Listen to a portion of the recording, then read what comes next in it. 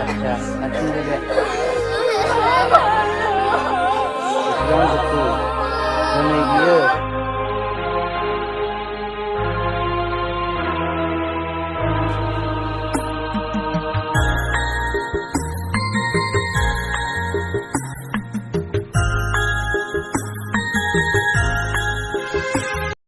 सासे सुबुंखौ हाग्रानि मैदेरा फैनानै बुथारनानै थांबाय दा बिनि सायाव नोंथाङा मा दुखु फोरमायनो सानदों?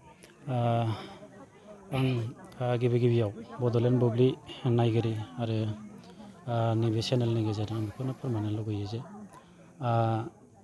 जाय बिथाङा रुंसारि जालांबाय बे बिथांनि मुङा जाहैबाय प्रसन नार्जारि, बिफाया जाहैबाय अबिनाश नार्जारि, गामिया 9 नं कुसुंदैसा, पस्ट अफिस सान्तिपुर। दा खोब दुखु गोनां, मानोना बिथाङा गोदोनिफ्रायनो सासे कृषकदार आरो आबाद मावनानै जाग्रा मानसि, सानफ्रामबोनि जिउखौ आबादजोंनो दैथायहरो। दा दैज्लांसे बिथाङा मावै दाङै नैबे माइखौहाय बिथाङा थिखांनो नागिरदोंमोन। दा माइ थिखांनाय सम, दा माइ थिखांफुनाय थानाय सम, बे हाबाय थानाय समावनो गावनि आबादखौ हाग्रानि मैदेरा सानफ्रामबो फैनानै जाफैबाय थानायलाय बिथाङा डिउटि होबाय थादोंमोन। मोनायाव सानफ्रामबो बिदिनो डिउटि होबाय थानांगौ जाबाय। दा डिउटि होबाय थानाय समावनो हरखाबै माने उन्दुसनलांदोंमोन जानांगौ जोंनि मिथिनायाव। दा उन्दुसनलांनायाव उनाव सिरि मोननानै बिथाङा टर्च सेरदोंमोन, बे खोथाखौ जों मिथिदों। टर्च सेरनाय लोगो लोगो बिथांखौ आक्रमन खालामदों मैदेरा। दा बिथांजों लोगोसे सासे दंबावोमोन, जाय सैथ' नार्जारि, बिथाङा सासे आघात जाना थाबाय। दा जाय बिथाङा डेथ जादों, बे बिथाङा खोब दुखुनांथाव आरोखि, बेखौनो फोरमायो। लोगोसे नैबे गामिनि जानानै आं बेखौनो फोरमायनो लुगैयो जे सरकारनिसिमबो माबा मोनसे प्रटेकसनफोर होनो हायो नामा।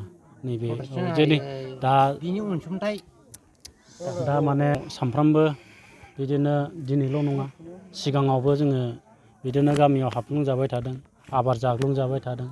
थ' बेनिखायनो न' बां जोंनाव सिफायलाङो, माइ दै जालाङो, बाख्रिफोरखौबो सिफायलाङो। बिनिफ्राय गासै माखासे आबाद थिलिफोरखौ नस्थ' खालामलाङो। थ' बेनिखायनो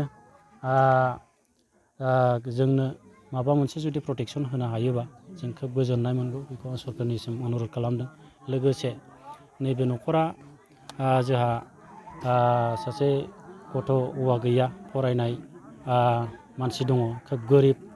थ' बिनि सायावबो माबा मोनसे अनसुंथाइ होयोबा खोब गाहाम, बेखौ आङो अनुरद खालामो।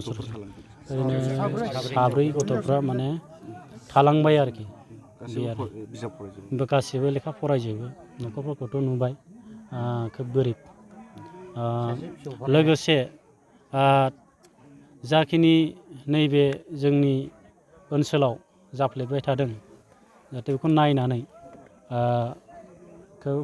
एसेबाबो अनसुंथाइ होनो हायोबा मोजां आरो।